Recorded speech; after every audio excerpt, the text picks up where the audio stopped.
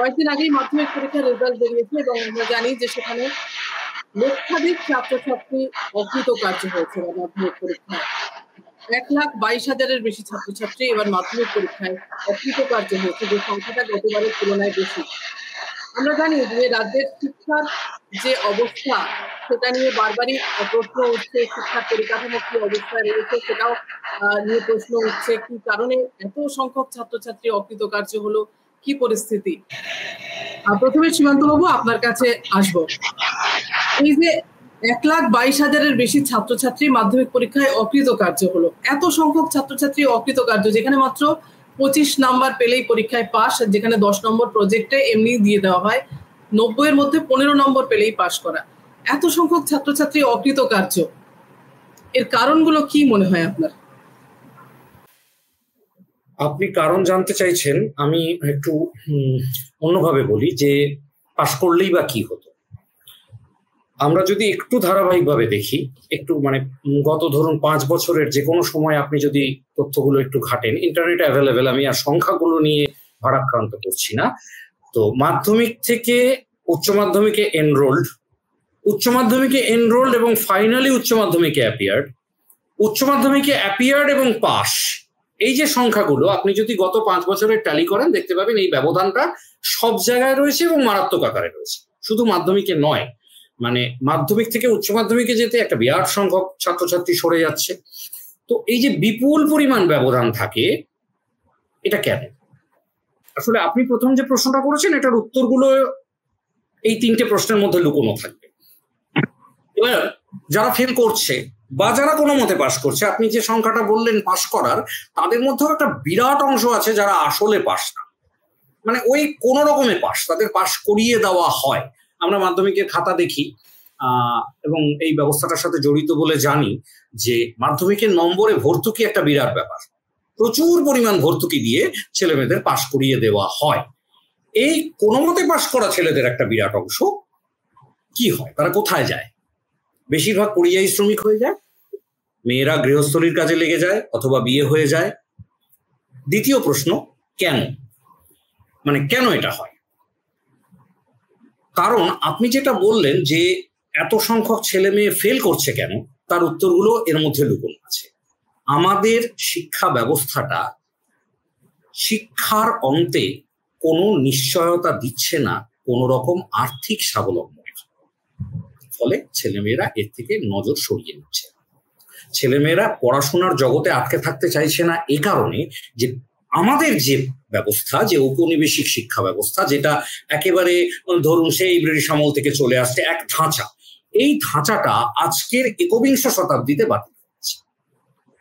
এই ঔপনিবেশিক শিক্ষা ব্যবস্থাটা ছিল কেরানি তৈরির, কেরানি তৈরির জন্য সেইভাবে এগোনো হতো। মুশকিলটা হচ্ছে এখন কেরানির প্রয়োজন ফুরিয়েছে, এখন কেরানির কাজটা কম্পিউটার করে দেয়, এখন হচ্ছে স্কিলড কাজের যুগ, সেটা হোয়াইট কলার জবই হোক বা পরিশ্রমী জবই হোক, দুটোতেই দুটো কাজের ক্ষেত্রে স্কিলড লাগে, মানে যে কোনো একটা সেক্টরে তাকে দক্ষ হয়ে উঠতে হয়, তার জন্য বিশেষ ট্রেনিং নিতে হয়, না হলে সে পেরে ওঠে না।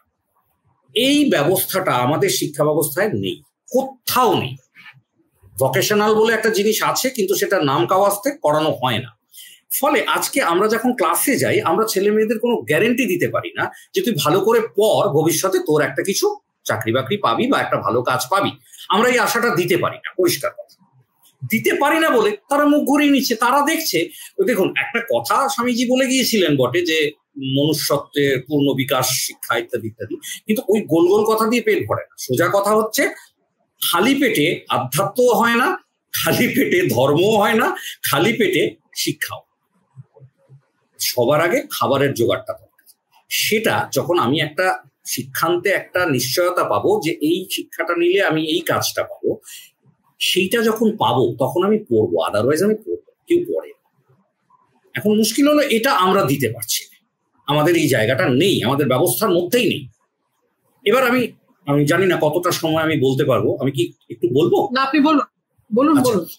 ধরুন আমি হায়ার সেকেন্ডারি ক্লাস নিতে গিয়ে প্রতি বছর এটা করি, 200 ছেলে মেয়ে আমার সামনে বসে থাকে।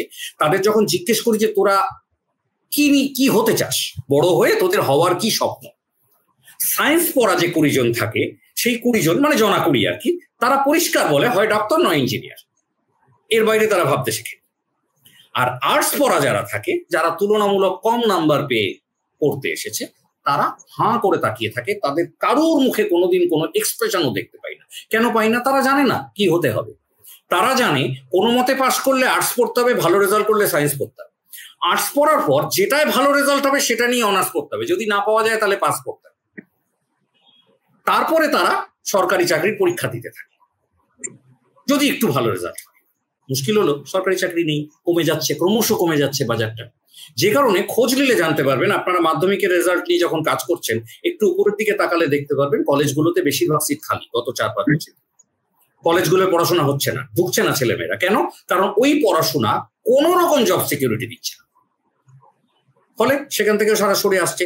এই যে সরে আসার ধাঁচাটা, এটা ওপর থেকে নিচের দিকে আস্তে আস্তে ট্রিকল ডাউন হতে হতে এখন ক্লাস 8-9 অব্দি এসে থেমে যাচ্ছে। ক্লাস 8-9 থেকে একটা বাল্ক ছেলে মেয়ে বেরিয়ে যায় স্কুল থেকে, তারা কাজে লেগে যায়। আমি শেষ করব দুটো গল্প দিয়ে, মানে একজনের একটা গল্প দিয়ে। তাতে দুটো ছেলে মেয়ে আছে সুন্দরবন অঞ্চলে। আমি যখন পড়াতাম সেখানে লিপিকা এবং শামিনুর দুজনেই মধ্যমেধার ছেলে মেয়ে, মানে খুব ভালো রেজাল্ট করতো না, কিন্তু পড়াশোনায় অসম্ভব আগ্রহ ছিল। দুজনেই অসম্ভব দরিদ্র পরিবারের মেয়ে, অসম্ভব দরিদ্র, মানে বেড়ার ঘর, মাটির ঘর এরকম।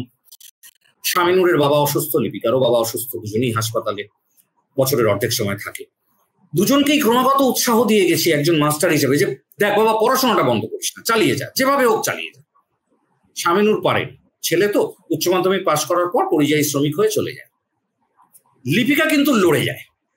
লড়তে লড়তে লিপিকা ক্যালকাটা ইউনিভার্সিটি থেকে, সম্ভবত ওদের গ্রামে প্রথম, ক্যালকাটা ইউনিভার্সিটি থেকে বাংলায় MA করে ফার্স্ট ক্লাসে। আজকে শামিনুর কয়েক লাখ টাকার মালিক, তার 3 তলা বাড়ি, গাড়ি, ও পরিযায়ী শ্রমিকদের আরকাঠি হয়ে গেছে। গ্রামে গ্রামে ঘুরে শ্রমিক জোগাড় করে পাঠায়।